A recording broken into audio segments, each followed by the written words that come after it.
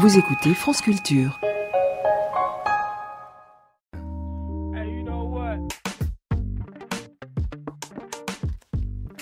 C'est le début ce lundi d'une semaine que les nouveaux chemins de la connaissance consacrent à Molière.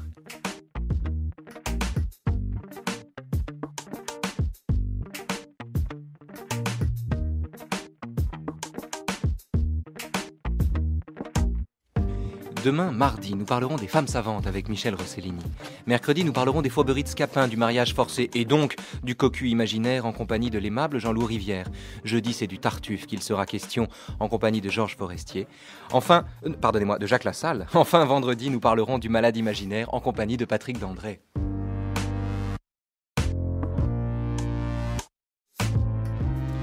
Et toutes mes excuses donc, puisque c'est aujourd'hui que nous recevons Georges Forestier. Donc le malade imaginaire ou la mélancolie d'Argan pour finir cette semaine, le misanthrope ou l'atrabilaire amoureux pour la commencer, d'une mélancolie l'autre, d'Alceste à Argan, c'est le parcours que nous vous proposons cette semaine et que nous entamons maintenant en compagnie donc du professeur de littérature et XVIIe-iste Georges Forestier, avec qui nous allons revenir sur le misanthrope.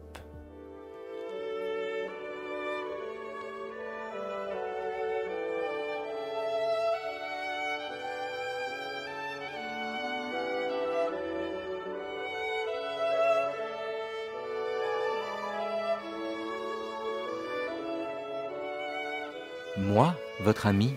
Rayez cela de vos papiers.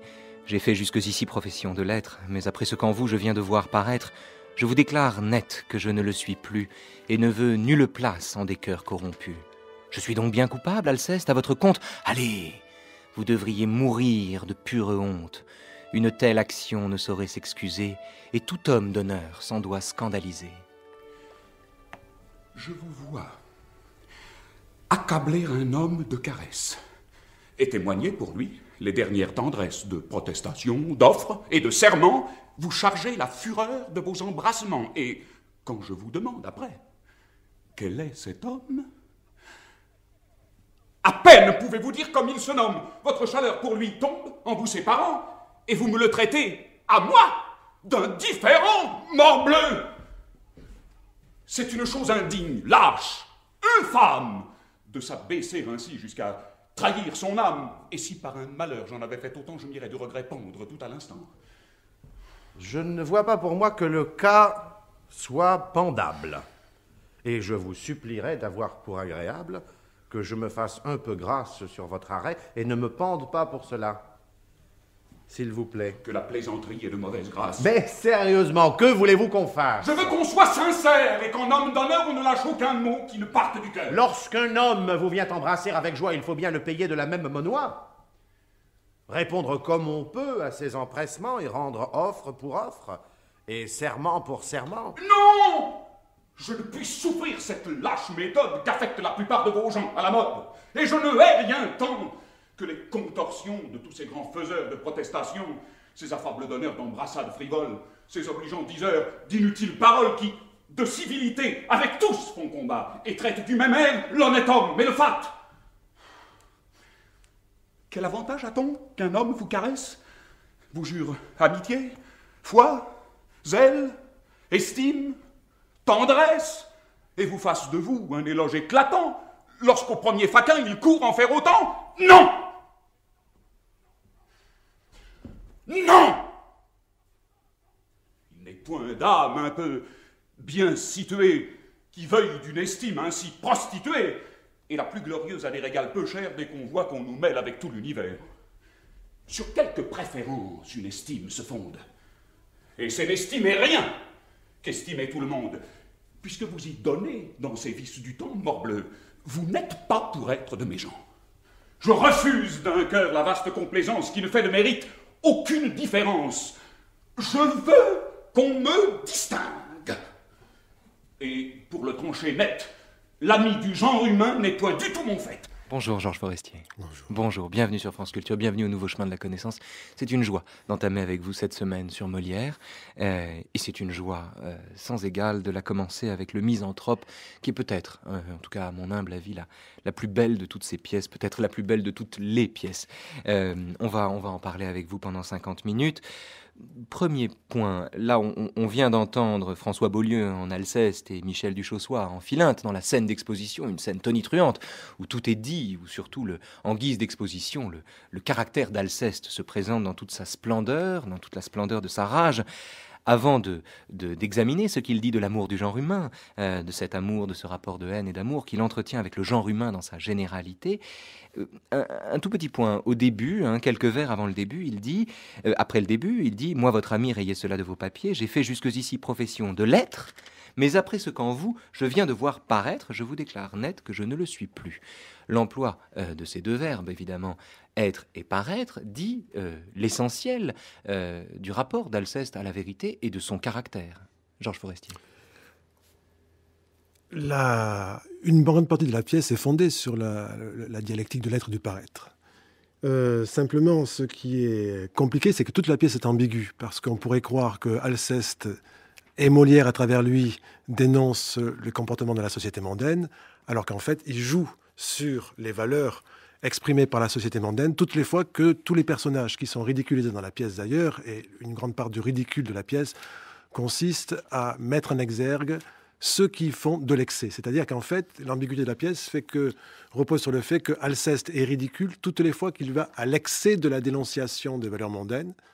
Et inversement, les mondains sont ridicules toutes les fois qu'ils se comportent de façon excessive dans ces mêmes valeurs. En somme, les mondains sont ridicules quand ils se comportent conformément aux diatribes d'Alceste sur la société. Non, ils sont ridicules toutes les fois qu'ils vont plus loin que ce qui est représenté comme étant les normes de la société par Philinte. Parce qu'en fait, ce qui est dans cette première scène, c'est un véritable dialogue philosophique qui explique justement, non pas tant le caractère d'Alceste, si vous voulez, on y reviendra après, sur la question de la misanthropie, mais qui met en place ce que c'est que la sociabilité galante. Et Philinte explique ce que c'est que la sociabilité galante. Et Alceste, en tant qu'homme tout entier plus exactement tout entier pour la sincérité, évidemment, récuse ce qui est l'élément clé de la sociabilité galante, qui est la complaisance. Et c'est la raison pour laquelle il dénonce les excès de complaisance de certains courtisans. En même temps, le portrait que fait Philinte, dont le nom dit à la fois l'amour et l'amabilité. Philinte, c'est celui qui est bien élevé et c'est par ailleurs l'amoureux. On le verra plus tard. Fidèle à son amour comme à son amitié d'ailleurs. Et ce qui pour lui est une tension. Le personnage de Philinte est un personnage assez prodigieux. Dans l'ordre des personnages secondaires, c'est peut-être le plus beau de tous. Le portrait que brosse Philinte de la société, un portrait est un portrait lui-même, sans complaisance. Il ne cesse de dire qu'il faut aux rapports humains une dose homéopathique d'hypocrisie, finalement, et de convenance. Mais il n'est pas plus dupe qu'Alceste de ce qui indigne le misanthrope, Georges Forestier. Oui, tout à fait. C'est-à-dire qu'en fait, précisément, c'est en cela que Philinte incarne les valeurs mondaines. Et il faut savoir que cette pièce est une pièce mondaine écrite pour les mondains. Et que les mondains, contrairement à ce qu'on a cru pendant 3 siècles, Molière écrit pour les mondains. L'essentiel du public de Molière, c'est pas le peuple, ce qui ne veut rien dire, parce qu'à 15 sous, c'est-à-dire 3/4 de livre, 3/4 de franc, alors qu'un valet recevait 100 francs par an, un valet ne pouvait pas aller au théâtre. Donc en fait, l'essentiel du public de Molière, ce sont les mondains et les bourgeois. Et le public qui porte Molière depuis quelques années, ce sont les mondains. Or, Philinte, précisément, incarne ce qui représente la sociabilité mondaine. C'est pour ça que Molière lui fait dire, d'ailleurs un peu plus loin, mon flegme est philosophe autant que votre bile. C'est-à-dire qu'ils ont exactement la même position, le même regard, sans complaisance sur la nature humaine.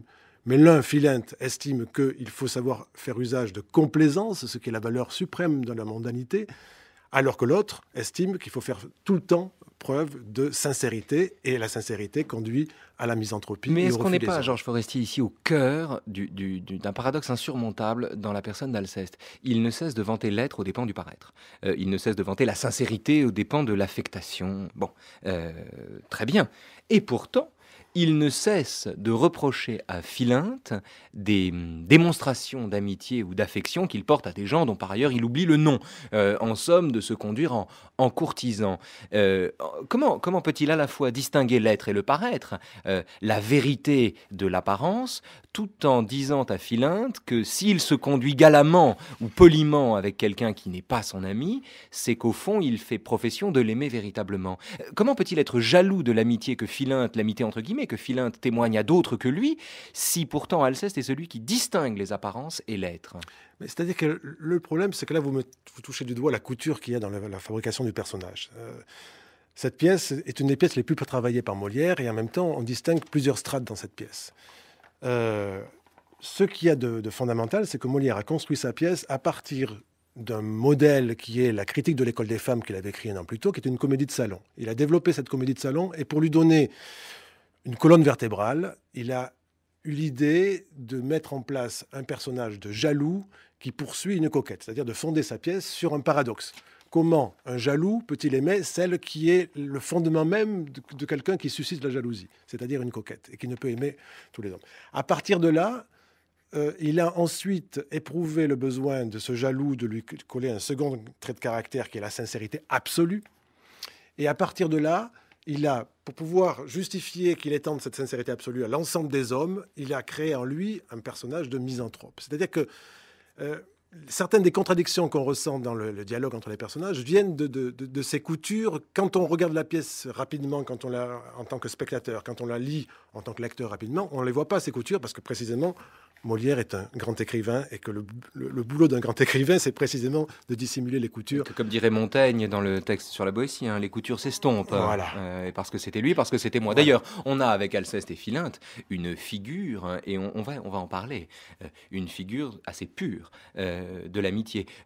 Figure d'ailleurs de l'amitié dont la pureté vient davantage de Philinte, qui n'a aucune raison de rester l'ami d'Alceste, et qui pourtant ne le quitte jamais, qui l'accompagne partout, et qui, autant qu'il peut, essaie d'adoucir son sort, alors qu'il n'y trouve aucun intérêt. On peut bien dire d'Alceste et de Philinte qu'ils sont de vrais amis, dans la mesure où ils n'ont aucune raison d'être amis, et qu'on peut dire de l'un comme de l'autre, parce que c'était lui, parce que c'était moi, non, Georges Forestier? Oui, sans doute. Sauf que c'est pas une contradiction. Mais Molière fait préciser par Philinte qu'ils ont été sous même soin nourris. C'est-à-dire que ce sont quasiment des frères. C'est ce qui explique cette constance de Philinte, évidemment, à l'égard de quelqu'un qui le repousse constamment dès lors qu'il le contredit. Alors il le repousse constamment au motif que c'est n'estimer rien qu'estimer tout le monde. Et puisque vous y donnez dans ces vices du temps, morbleu, vous n'êtes pas pour être de mes gens, je refuse d'un cœur la vaste complaisance qui ne fait de mérite aucune différence, je veux qu'on me distingue, et pour le trancher net, l'ami du genre humain n'est point du tout mon fait. Par ami du genre humain, ici Alceste désigne l'hypocrite universel, celui qui parle indifféremment aux gens qu'il aime ou qu'il déteste. Mais on pourrait peut-être entendre derrière cette diatribe d'Alceste quelque chose d'extraordinairement profond, et peut-être une critique du catholicisme. Je ne sais pas ce que vous en pensez, Georges Forestier. Après tout, l'amitié à mauvaise presse chez les pères de l'Église. On trouve très peu de textes sur l'amitié dans les religions, tout simplement parce qu'il s'agit d'amour universel.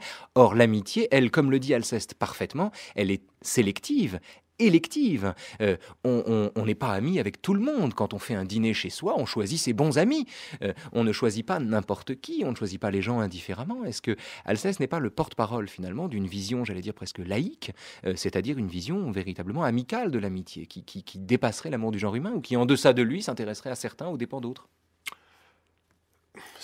Je ne pense pas qu'il faille aller jusque-là, même si la question de l'hypocrisie est au cœur du combat que Molière mène au même moment à cause de Tartuffe, puisque vous savez que son premier Tartuffe en 3 actes a été interdit 2 ans plus tôt, et que depuis ce moment-là, il se bat pour faire croire qu'il a fait une satire de l'hypocrisie, alors qu'en fait, il avait fait une satire de la dévotion et du catholicisme. Mais il se bat pour faire croire qu'il a fait une satire de l'hypocrisie. Donc, l'enjeu de la dénonciation des vices, et en particulier de l'hypocrisie, est au cœur de son combat. Et le Misanthrope, en 1666, arrive précisément à ce moment-là, même si c'est une pièce que, justement, il a commencé 2 ans plus tôt. Mais ce qui me semble le plus important, là, c'est précisément le débat c'est la question de la vie dans le monde. Et vous avez remarqué que, tout le monde sait que dans toutes les éditions, depuis la première édition de Molière, le texte est précédé d'une lettre sur le Misanthrope, écrite par un grand mondain d'alors qui s'appelait Donat de Visé, dans laquelle il présente la pièce comme un portrait du monde, comme un portrait du siècle. À tout moment, dans la présentation de la pièce, c'est présenté comme cela. Et précisément, ce qui est en jeu là-dedans, c'est la manière de vivre en société dans le monde, Et quel monde? C'est-à-dire le grand monde, c'est-à-dire celui qui fréquente les salons, dont une partie fréquente la cour, donc il y a une partie de courtisans. Le monde, c'est le creuset entre les courtisans et les hommes de lettres et les grands bourgeois qui sont admis dans les salons. Et donc toute la question de savoir, c'est comment vivre là. Et comment vivre là, on ne peut vivre là qu'en taisant ces particularismes, le fait qu'on veuille qu'on me distingue, comme me dit le misanthrope, il faut taire ces particularismes pour pouvoir vivre avec les autres et faire preuve d'une amitié hypocrite. Parce que c'est comme ça qu'on peut vivre dans le monde. Taire ses particularismes, mais faire valoir son égoïsme également. Philinte est celui qui est ami dans la mesure où ceux à qui il s'adresse, tout comme Célimène d'ailleurs, tout comme Acaste, tout comme n'importe quel marquis, j'allais dire Marie, avec ses rubans le fait, les gens sont amis les uns avec les autres dans la mesure où un tel a du poids à la cour et par conséquent peut arranger ses affaires. Il faut taire ces particularismes au profit du calcul de son intérêt bien compris, ce qu'Alceste se refuse à faire, Georges Forestier. Oui, Alceste en fait refuse tout ce qu'il considère comme des compromissions, et c'est la raison pour laquelle, le mot de complaisance revient très souvent dans la pièce, et systématiquement Alceste le récuse. C'est-à-dire que lui, ce qu'on peut appeler justement l'hypocrisie mondaine, qui est valorisée par les mondains en tant que complaisance, Alceste le refuse. Et c'est la raison pour laquelle, à la fin de la pièce, il va se retirer dans ce qu'on appelait au XVIIe siècle le désert, c'est-à-dire l'endroit où les gens ne sont pas désertus, ça veut dire que c'est le lieu qu'on a quitté. Hein, il ne va pas dans les sables de Moyen-Orient. Vous voulez un grand mal à la nature humaine. Oui, j'ai conçu pour elle une effroyable haine. Tous les pauvres mortels, sans nulle exception, seront enveloppés dans cette aversion? Encore en est-il bien dans le siècle où nous sommes? Non, elle est générale. Et je hais tous les hommes. Les uns parce qu'ils sont méchants et malfaisants, et les autres pour être aux méchants complaisants.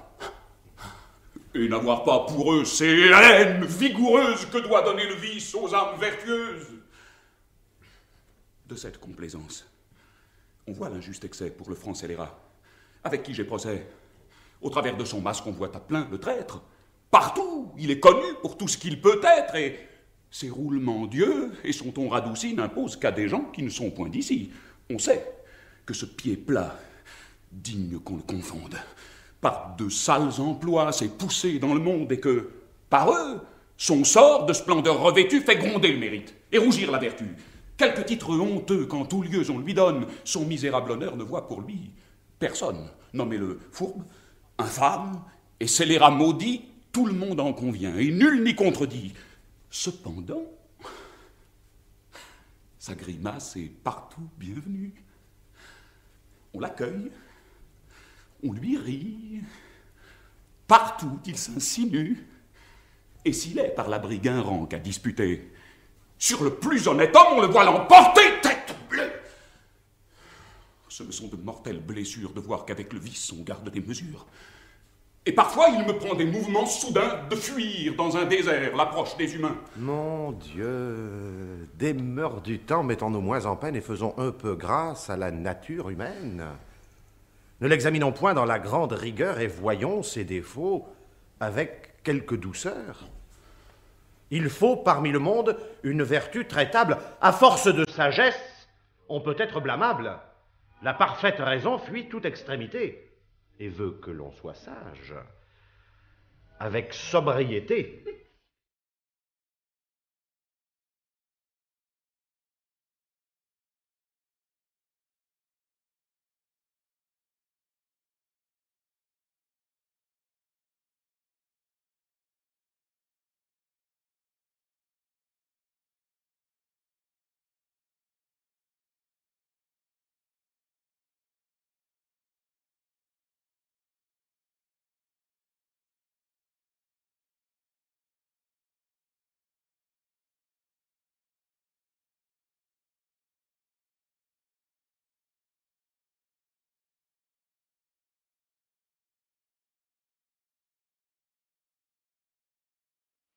Mais cette rectitude que vous voulez en tout avec exactitude, cette pleine droiture où vous vous renfermez, la trouvez-vous ici dans ce que vous aimez? Je m'étonne pour moi qu'étant comme il le semble, vous et le genre humain si fort brouillés ensemble, malgré tout ce qui peut vous le rendre odieux, vous avez pris chez lui ce qui charme vos yeux, et ce qui me surprend encore davantage, c'est cet étrange choix où votre cœur s'engage.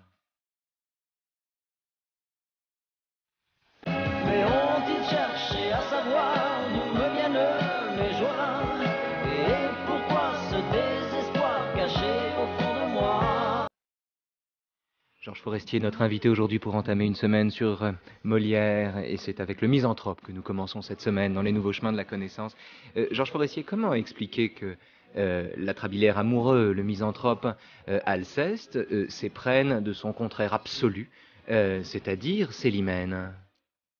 La réponse est facile. Elle se situe dans un vers un peu plus loin que ceux que vous avez lus. C'est le vers 248. Il dit à Philinte, la raison... Dites-le dans le micro, Georges Forestier, que les auditeurs l'entendent. Donc je le reprends. La raison n'est pas ce qui règle l'amour. C'est-à-dire que le paradoxe, comme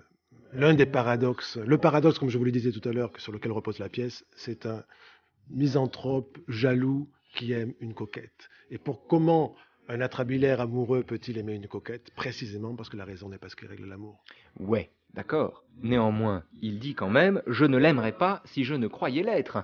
Alceste est lui-même, comme le dit Claude François d'ailleurs, victime de ce que Deleuze appelait le sale petit besoin d'être aimé.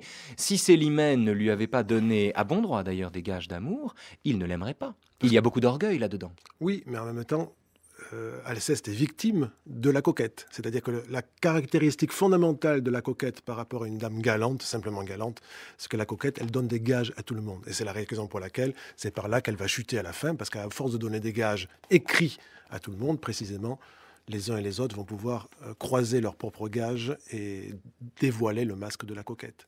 Est-ce qu'on peut faire d'Alceste un intégriste, selon vous, Georges Forestier, ou une figure de l'intégrisme? Quand Philinte lui dit « Quoi, vous iriez dire à la vieille Émilie qu'à son âge, il sied mal de faire la jolie et que le blanc qu'elle a scandalise chacun ?»« Sans doute, répond Alceste. À Dorylas, qu'il est trop importun et qu'il n'est à la cour oreille qu'il ne lasse à compter sa bravoure et l'éclat de sa race. »« Fort bien, dit Alceste. » Philinte, vous vous moquez, Alceste. Je ne me moque point.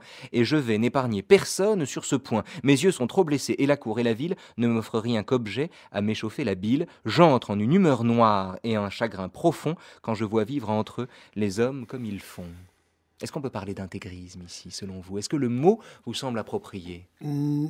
Oui et non. C'est-à-dire que c'est compliqué. Tout est compliqué dans une œuvre intéressante. Mais si je me permettais un tout petit développement. Cette scène est une scène philosophique et qui reprend des positions philosophiques du philosophe des mondains qui était François Lamotte-Levaillé.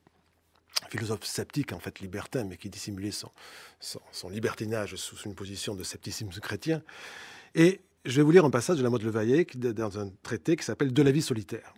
Mais quand je vins à examiner la vie des courtisans, ou de ceux qui pensent composer ce qu'on nomme le grand monde, je ne pus m'empêcher de conclure que c'était celle de toutes qui était le plus capable de jeter un esprit clairvoyant et philosophique dans une parfaite misanthropie ou totale aversion du genre humain, parce qu'il n'y voit presque rien qui ne choque sa raison, où souvent la folie, l'injustice ou quelques violentes cabales ne l'emportent sur l'intégrité, sur le bon sens et sur la plus haute vertu. Ça, c'est la première citation où on voit d'ailleurs combien elle a inspiré Molière, puisque si Alceste est victime d'une cabale, d'un homme qui, en coulisses, lui fait un procès qu'il va perdre, etc., c'est bien évidemment pour parfaire cette position que décrit Lamotte-Levaillé. Un procès qu'il s'apprête à perdre avec joie avant de déplorer le fait de le perdre. Voilà, c'est-à-dire qu'avec joie parce que ça le convainc que les hommes sont mauvais et en le déplorant parce que ça le convainc que les hommes sont mauvais. Georges Forestier, pardon, juste un point. Alceste se désespère que les hommes soient mauvais. Il serait probablement encore plus malheureux s'il ne l'était pas. S'il n'avait pas de preuves constamment que je ne trouve partout que lâche flatterie, qu'injustice, intérêt, trahison, fourberie, je n'y puis plus tenir, j'enrage et mon dessein est de rompre en visière à tout le genre humain. S'il trouvait une seule occasion de changer d'avis, Alceste serait encore plus triste qu'il n'est, non? Oui, mais sauf que vous jugez Alceste comme si c'était un être vivant. Et nous, on essaye en même temps ici de juger Alceste comme être de papier fabriqué par Molière. C'est difficile de ne pas le voir en oui, être bien vivant. sûr. Mais attends, quand on est spectateur et quand on est... Mais ce qui me paraît le plus intéressant, c'est la manière dont Molière l'a fabriqué. Or, il y a une deuxième citation qui explique et qui permet de répondre complètement à votre question à l'issue de la lecture. C'est une autre citation de Lamotte-Levaillé qui dit « Un ancien disait qu'il était fort difficile qu'on s'abstienne d'écrire de son temps quelques satires, vu ce qui s'y passait tous les jours, et il semble qu'on pourrait soutenir de même qu'il est comme impossible à ceux qui voient toutes les sottes vanités du grand monde d'être assez retenus pour n'user contre elles d'aucune invective. » mais je ne suis pas de cet avis. Bon, je saute. Et il explique que, outre qu'il y a beaucoup de témérité pour un particulier de vouloir réformer le monde, il lui est si aisé de se taire qu'en vérité, c'est presque toujours par impuissance d'esprit qu'on se dispense d'en user autrement. Le silence fournit tant d'agréables entretiens à ceux qui savent bien en user qu'il n'y a guère que les inconsidérés qui le rompent pour dire des vérités importunes, outre elles sont presque toujours inutiles. Et là, on voit précisément l'opposition entre Philinte et Alceste.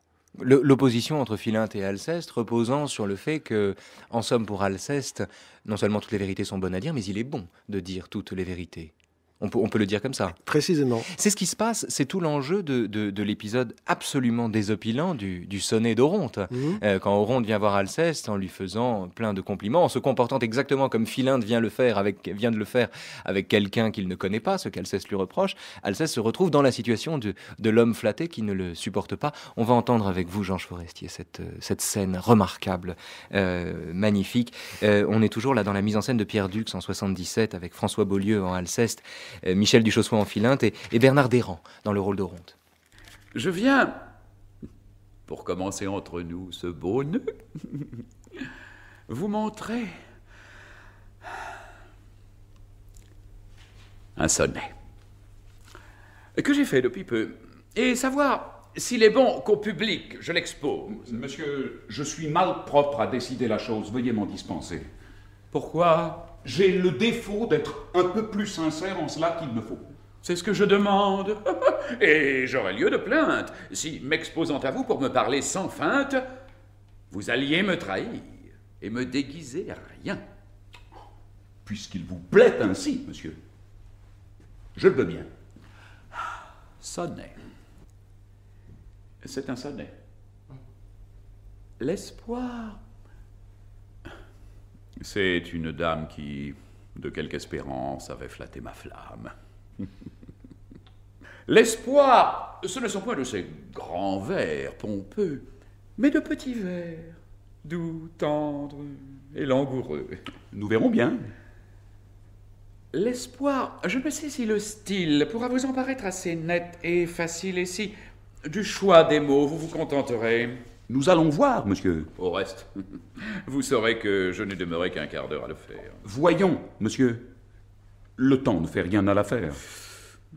L'espoir, il est vrai, nous soulage et nous berce un temps, notre ennui. Mais, Phyllis, le triste avantage, lorsque rien ne marche après lui. Je suis déjà charmé de ce petit morceau. Quoi? Vous avez le fond de trouver cela beau? Vous eûtes de la complaisance, mais vous en deviez moins avoir, et ne vous pas mettre en dépense pour ne me donner que l'espoir. Ah. Qu'en termes galants, ces choses-là sont mises. Morbleu, vil complaisant, vous louez des sottises. Georges Forestier, on est ici donc dans la scène 2 de l'acte 1, le moment où Oronte présente son sonnet à Alceste et où Alceste, un peu plus tard, ne cessera de lui dire que son sonnet est nul, franchement il est bon à mettre au cabinet, ce qu'il tardera à lui dire d'ailleurs, et je voudrais revenir sur ce moment, puisque il essaie de lui dire les choses, il ne peut pas lui mentir, et en même temps, il ne cesse de dire « je ne dis pas cela ». Alors Oronte lui dit « voulez-vous dire que j'ai tort de vouloir dire ?»« Je ne dis pas cela ». Un peu plus loin, « est-ce qu'à mon sonnet vous trouvez à redire ?»« Je ne dis pas cela ». « Est-ce que j'écris mal et leur ressemble ?»« Je ne dis pas cela ». On est là en présence d'un comique de répétition classique chez Molière. Que signifie cette phrase dans la bouche d'Alceste? Je ne dis pas cela, alors que c'est précisément ce qu'il dit. Est-ce qu'Alceste n'est pas en train de mentir à Oronte, justement? C'est précisément ce que... C'est là qu'on voit la couture dont je vous parlais tout à l'heure. C'est-à-dire qu'en fait, Alceste, tel que Molière a commencé à le fabriquer, n'est pas un misanthrope. Il devient misanthrope à l'acte 1. Enfin, en fait, il est misanthrope dans les deux dialogues philosophiques entre Philinte et lui, à la scène 1 de l'acte 1 et à la scène 1 de l'acte 5. Entre les deux, il est un homme, un jaloux amoureux d'une coquette, épris d'une sincérité absolue.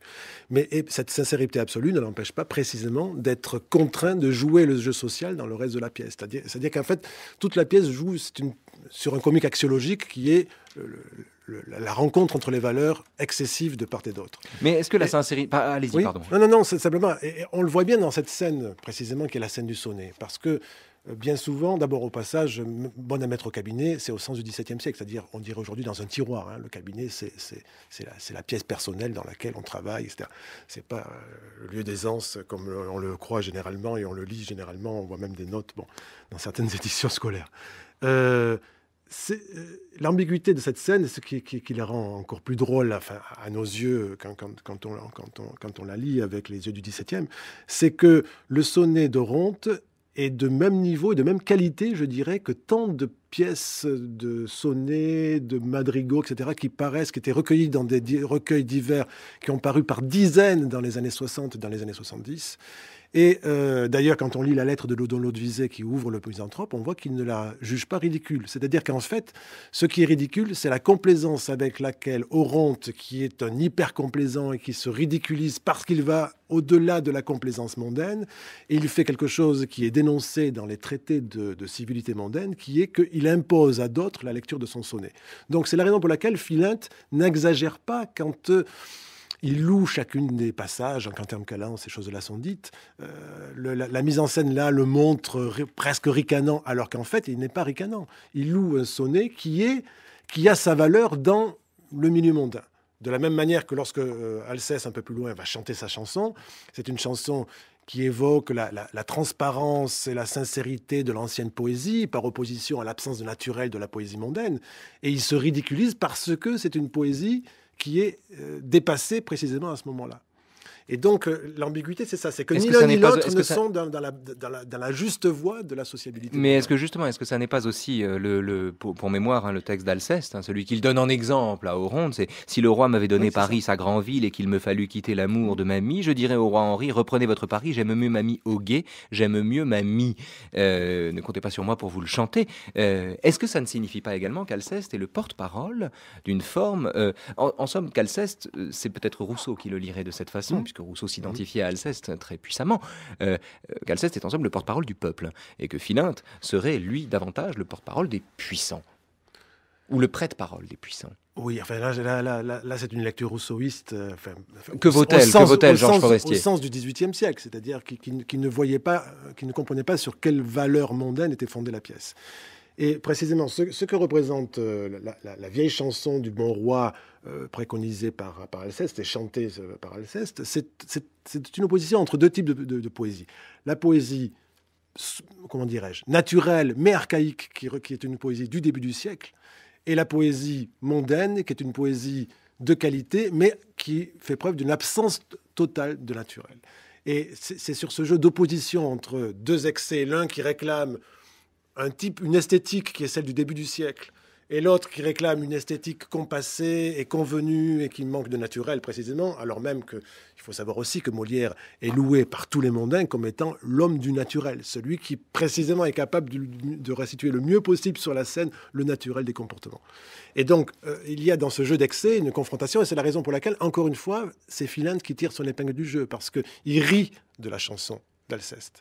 Alors qu'ils ont été sous Maître nourris, il doit la connaître aussi bien que lui. Il rit de la chanson d'Alceste, comme il a accepté avec une tolérance bienveillante le sonnet galant d'Oronte. Mais de la même façon qu'il y a chez Rousseau une illusion à valoriser ou à magnifier la nature comme telle, le retour à la nature ou la bonté naturelle de l'homme, est-ce qu'il n'y a pas chez Alceste un mensonge dans le fait de faire de la sincérité la valeur absolue, la valeur ultime? Est-ce qu'en somme, la sincérité absolue d'Alceste n'est pas en elle-même mensongère, à la façon dont quelqu'un qui tout simplement se flatterait de n'avoir dit que la vérité dans sa vie serait au fond un pervers et se mentirait à lui-même dans la mesure où il serait content de lui. Est-ce qu'il n'y a pas, justement, est-ce qu'Alceste n'est pas victime d'un mensonge supérieur à la sincérité? Est-ce qu'en somme, Alceste n'incarne pas l'idée que la vérité, à tous égards, est un mensonge supérieur au mensonge lui-même, ce qui le fait verser d'ailleurs à un moment avec Célimène dans un éloge de l'artifice paradoxal?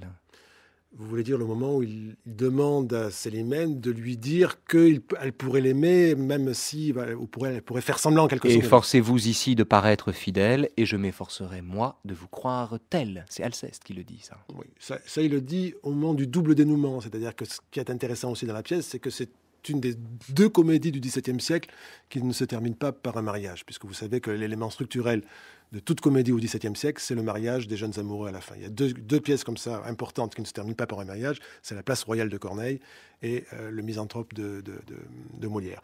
Et évidemment, ce qui est intéressant, c'est que quand on regarde comment la pièce est fabriquée, on s'aperçoit qu'au dénouement, Alceste Misanthrope devrait faire comme les autres galants de Célimène, c'est-à-dire quitter la scène les uns après les autres, après l'humiliation de Célimène.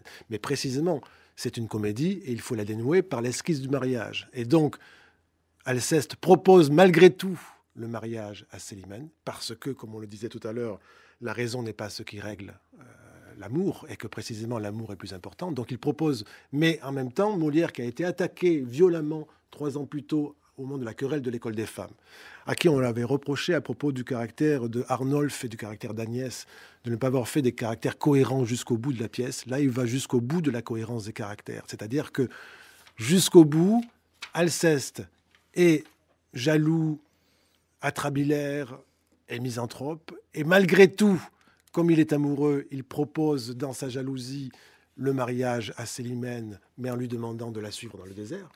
Et jusqu'au bout, Célimène est coquette, et donc jusqu'au bout, elle accepte comme repentir de se marier avec Alceste, mais évidemment, comme elle est coquette, elle n'accepte de se marier avec Alceste qu'à condition de rester à Paris. Donc c'est un mariage qui... Voilà. C'est en cela, Georges Forestier, que Le Misanthrope est plus une tragédie qu'une comédie, finalement. Enfin, une tragédie, en tout cas, une catastrophe. Ça finit sur une catastrophe, puisqu'il y a un moment de bascule où Célimène lui dit « À défaut de vous suivre dans votre désert, je veux bien vous épouser ». Ce qui, pour elle, est déjà un véritable compromis. Mais Alceste, voyant dans tous les compromis une forme de compromission, refuse cela en disant « Mon cœur vous déteste ». C'est-à-dire que les 2 personnages, comme je vous le disais, vont au bout de leur logique. Elle accepte de l'épouser comme repentir, mais à condition de rester à Paris dans le monde, et donc de continuer à être coquette, ce que ne peut pas accepter Alceste. Lui, il accepte de l'épouser, mais à condition qu'elle vienne avec lui dans son désert. Donc effectivement, ils acceptent de s'épouser l'un l'autre, mais leur caractère que Molière a construit de façon entière les empêche de s'épouser l'un l'autre. Donc si vous voulez, ça se termine comme une tragédie. Mais ça n'empêche pas que les mimiques que Molière faisait dans toutes les pièces pour lesquelles il a été longuement décrit dans certains textes, les mimiques qu'il faisait lorsqu'il incarnait un personnage qui était face à une désillusion fait que la pièce est terminée pour le spectateur comme une comédie. Alors, je voudrais qu'on entende Georges Forestier, coup sur coup, un extrait du Misanthrope, toujours dans la mise en scène de Pierre Dux, qui nous accompagne aujourd'hui, puis un extrait de Cyrano de Bergerac, la fameuse tirade des non-merci de Cyrano, où l'on a une version contemporaine, d'abord contemporaine de Molière, historiquement, et puis la pièce est plus tardive, la pièce de Rostand, une version nouvelle de la misanthropie, mais une misanthropie cette fois-ci peut-être empanachée et plus joyeuse que celle d'Alceste. Et je voudrais avoir votre sentiment sur cette différence d'humeur qui rend Alceste tellement difficile à fréquenter et en revanche Cyrano tellement sympathique. Écoutez. Mais quel que soit ce coup, faut-il qu'il vous oblige? Non, vous avez beau faire et beau me raisonner, rien de ce que je dis ne me peut détourner. Trop de perversité règne au siècle où nous sommes, et je veux me tirer du commerce des hommes. Quoi? Contre ma partie, on voit tout à la fois l'honneur, la probité, la pudeur et les lois. On publie en tout lieu l'équité de ma cause. Sur la foi de mon droit, mon âme se repose. Cependant, je me vois trompé par le succès. J'ai pour moi la justice et je perds mon procès. Un traître, dont on sait la scandaleuse histoire, est sorti triomphant d'une fausseté noire. Il fait, par un arrêt, couronner son forfait. Et, non content encore du tort que l'on me fait, il court parmi le monde un livre abominable et de qui la lecture est même condamnable. Un livre à mériter la dernière rigueur, dont le fourbe a le front de me faire l'auteur. Et là-dessus, on voit Oronte qui murmure et tâche méchamment d'appuyer l'imposture. Lui, qui d'un honnête homme à la cour tient le rang, à qui je n'ai rien fait, qu'être sincère et franc, qui me vient, malgré moi, d'une ardeur empressée sur des vers qu'il a fait demander ma pensée, et parce que j'en use avec honnêteté, et ne le veux trahir, lui, ni la vérité, Il aide à m'accabler d'un crime imaginaire. Le voilà devenu mon plus grand adversaire et jamais de son cœur je n'aurai de pardon pour n'avoir pas trouvé que son sonnet fut bon. Et les hommes, morbleu, sont faits de cette sorte. C'est à ses actions que la gloire les porte. Voilà la bonne foi, le zèle vertueux, la justice et l'honneur que l'on trouve chez eux. Allons, c'est trop souffrir les chagrins qu'on nous forge. Tirons-nous de ce bois et de ce coupe-gorge, puisqu'entre humains ainsi vous vivez en vrai loup, traître. Vous ne m'aurez de ma vie avec vous. Ça, donc, c'est la scène 1 de l'acte 5 du Misanthrope, Georges Forestier. Et maintenant, on va entendre, on est à la fin de l'acte 2, le passage dans lequel Cyrano de Bergerac vient de refuser de faire représenter son Agrippine devant Richelieu, au motif que Richelieu pourrait en corriger quelques vers, et le sang de Cyrano se coagule à l'idée qu'on y change une virgule. Et voici ce qu'il répond à Lebray, son ami Lebray, qui occupe avec lui un peu le même rôle que Philinte avec Alceste. Enfin, tu conviendras. Eh bien oui, c'est mon vice. Déplaire est mon plaisir, j'aime qu'on me haïsse. Si tu laissais un peu ton âme mousquetaire, la fortune et la gloire. Et que faudrait-il faire? Chercher un protecteur puissant? Prendre un patron? Et comme un lierre obscur qui circonvient un tronc et s'en fait un tuteur en lui laissant l'écorce? Grimper par ruse au lieu de s'élever par force? Non, merci. Dédier, comme tous ils le font, des vers aux financiers, se changer en bouffon dans l'espoir vil de voir aux lèvres d'un ministre naître un sourire enfin qui ne soit pas sinistre? Non, merci. Déjeuner chaque jour d'un crapaud, avoir un ventre usé par la marche, une peau qui plus vite à l'endroit des genoux devient sale, exécuter des tours de souplesse dorsale? Non, merci. De trouver du talent comme Mazette, être terrorisé par de vagues casettes et se dire sans cesse « Oh, pourvu que je sois dans les petits papiers du Mercure, François !» Non, merci. Calculer, avoir peur, être blême, aimer mieux faire une visite qu'un poème, rédiger des placés, se faire présenter. Non, merci. Non, merci. Non, merci. Mais chanter, rêver, rire, passer, être seul, être libre, avoir l'œil qui regarde bien, la voix qui vibre, mettre, quand il vous plaît, son feutre de travers, pour un oui, pour un non, se battre ou faire un vers. Travailler sans souci de gloire ou de fortune à tel voyage auquel on pense. Dans la lune, triomphant par hasard, en garder le mérite, bref, dédaignant d'être le lierre parasite lors même qu'on n'est pas le chêne ou le tilleul. Ne pas monter bien haut, peut-être. Mais tout seul. Fais tout haut l'orgueilleux et la mère. Mais tout bas, dis-moi tout simplement qu'elle ne t'aime pas. Voilà le fond de l'affaire, hein. Cyrano n'est pas aimé de Roxane. Il y a plusieurs différences entre Cyrano et Alceste. Georges Forestier, je voudrais avoir votre sentiment. D'abord, Cyrano n'est pas aimé de Roxane, alors qu'Alceste, lui, est aimé de Célimène. Cyrano veut aller dans la lune, alors qu'Alceste veut aller dans un désert. Enfin, Cyrano, lui, fait des vers, alors qu'Alceste, lui, récite des chansons populaires. Est-ce que cela suffit à distinguer ces deux personnages et à rendre le premier infiniment sympathique et le second franchement insupportable? En tout cas, en réécoutant ce passage, on a l'impression que Edmond Rostand a bien lu Cyrano et Molière et le Misanthrope, avec un zeste de romantisme dont il était. Mais est-ce que vous dites que le Misanthrope, Alceste, est franchement insupportable? Est-ce qu'il est franchement insupportable? Parce que ce qui est intéressant, précisément là encore, c'est de voir l'ambiguïté du personnage. Comment un personnage qui serait insupportable peut-il être aimé, comme vous l'avez dit de Célimène, bon, encore qu'elle aime tout le monde en tant que coquette, mais d'Éliante, et d'Arsinoé, la prude. C'est quand même important.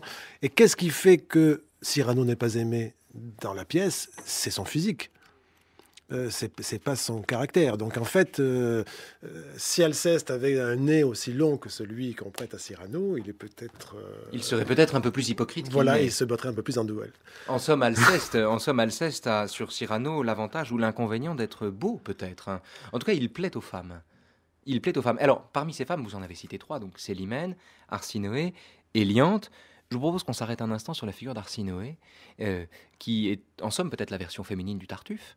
Arsinoé, c'est la prude, celle dont Guitry disait, parlant des vieilles personnes, il dit les vieux donnent de bons conseils parce qu'ils ne sont plus en âge de donner de mauvais exemples. C'est exactement Arsinoé, ça. Exactement. Et là encore, là où la pièce est ambiguë, c'est que Célimène la coquette, ces travers sont dénoncés par Arsinoé la prude, et ce sont de vrais travers qui sont dénoncés par Arsinoé la prude. De toute façon, Molière reprend là des passages de Artamène ou le Grand Cyrus de Mademoiselle de Scudéry. Hein. Il démarque pas, il s'inspire d'un dialogue entre deux femmes, entre une coquette précisément et une chaste jeune femme. Sauf que Arsinoé la prude est déconsidérée parce qu'elle est d'emblée présentée comme une prude, donc comme une hypocrite. Et effectivement, ce à quoi joue Molière depuis quelques années, c'est dans le cadre de la galerie de portraits mondains qu'il fait depuis la critique de l'École des femmes, au lendemain de l'École des femmes, c'est précisément de dénoncer ceux qui vont dans l'excès, et particulièrement dans l'excès de la dévotion, qui n'est qu'hypocrisie. Et c'est pas pour rien qu'en fait, le misanthrope que Molière commence à mettre en chantier à la fin de 63, au début de 64, est exactement contemporain de la première version de Tartuffe, qui est mise en chantier à la fin de 63. Au commencement de 44, sorte qu'il travaille 64. sur le Tartuffe tout en travaillant sur le personnage d'Arsinoé. Exactement. Alors, vous avez parlé de Madeleine de Scudéry, Georges Forestier. Hein. Pour mémoire, cette femme est morte à 94 ans. C'est ahurissant. Elle est née au début du XVIIe siècle. C'est la chasteté qui l'a conduit. C'est peut-être. En tout cas, ce qui est intéressant avec Madeleine de Scudéry, c'est que c'est une intellectuelle. C'est une authentique intellectuelle, et pourtant, c'est celle dont Molière se moque dans Les Précieuses Ridicules. Non, pas du tout. Non, autant. Non, mais enfin, je veux dire, excusez-moi allez-y, de vous dire ça comme ça. C'est que on a cru que... Voilà, le malentendu sur Les Précieuses Ridicules est tel qu'il faut consacrer 3 émissions à ça. Donc on n'est pas parti pour ça. Mais simplement... Non, il vous reste 3 minutes. Là. Voilà. En 3 minutes, je vais en utiliser 30 secondes à vous dire que dans un grand nombre de pièces de Molière, il y a des reprises tout à fait, comment dirais-je, sans la moindre ironie ni ambiguïté, de passages des 2 grands romans de Mademoiselle de Scudéry qui sont... Artamène et le Grand Cyrus et la Clélie. Deuxièmement, si Molière s'était moqué de Mademoiselle de Scudéry en 59-60 avec Les Précieuses Ridicules, on se demande comment l'ami de cœur de Mademoiselle de Scudéry, qui est Pélisson, le théoricien de l'esthétique galante, aurait fait inviter par Nicolas Fouquet 2 ans plus tard Molière à inaugurer le château de Vaux en présence du roi, etc. Je veux dire, on peut accumuler des centaines d'exemples, et encore une fois, ce que je vous dis, c'est que dans le Misanthrope, les oppositions entre les personnages et le comique axiologique que Molière fabrique avec cette opposition de valeurs, il le fabrique à partir de débats qu'il y a tout au long d'Artamène et le Grand Cyrus. Alors, on a comparé avec le Tartuffe. Le Tartuffe, on va en parler jeudi avec Jacques Lassalle. Néanmoins, il y a peut-être une supériorité du misanthrope sur le Tartuffe qui tient à la fin.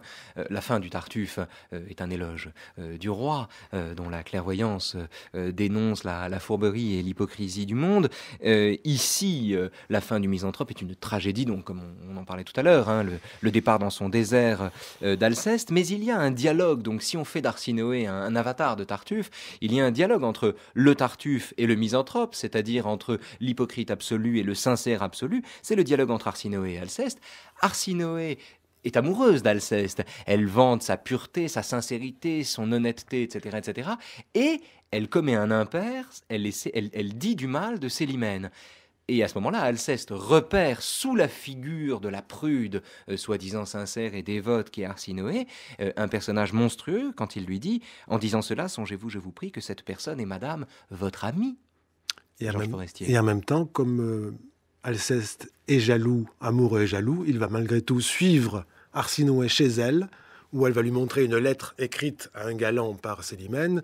Et là encore, on est en présence d'une contradiction. C'est-à-dire que Alceste, qui fuit toute complaisance, qui est l'amoureux de la sincérité, il n'empêche que, pour les besoins de la cause, c'est-à-dire pour faire avancer la pièce, Molière le fait suivre Arsinoé, qu'il déteste et dont il récuse précisément l'hypocrisie. Est-ce que toute la pièce, c'est ma dernière question, Georges Forestier, est-ce que toute la pièce ne se résume pas dans un dialogue entre la constance et l'offense ?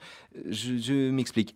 Acte 2, scène 1. Alceste dit à Célimène « Perdez votre procès, madame, avec constance et ne ménagez point un rival qui m'offense. » Scène 2, acte 4. Alceste dit à Héliante « Ah, faites-moi raison, madame, d'une offense qui vient de triompher de toute ma constance. » Alceste fait rimer 2 fois offense et constance dans la pièce. Seulement dans un cas, la constance est première et l'offense est seconde. Dans l'autre, c'est l'inverse. Est-ce que finalement toute la pièce ne se résume pas là ?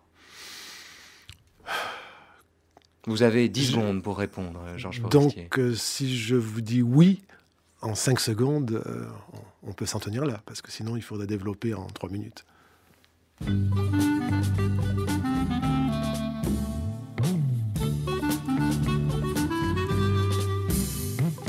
Moi, je connais un ami, il s'appelle Alceste.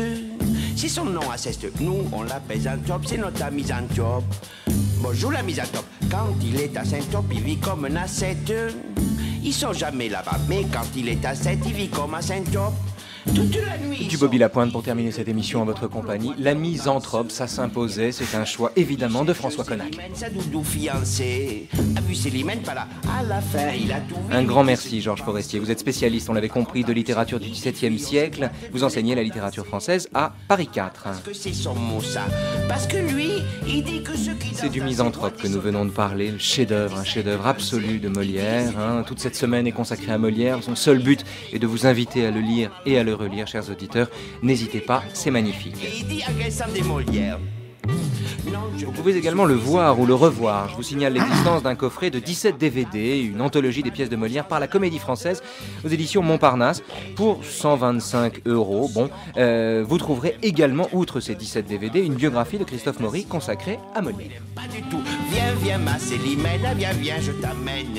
Demain, mardi, on parlera des femmes savantes en compagnie de Michel Rossellini. À la technique, aujourd'hui, Jean-Frédéric, à la réalisation, François Connac.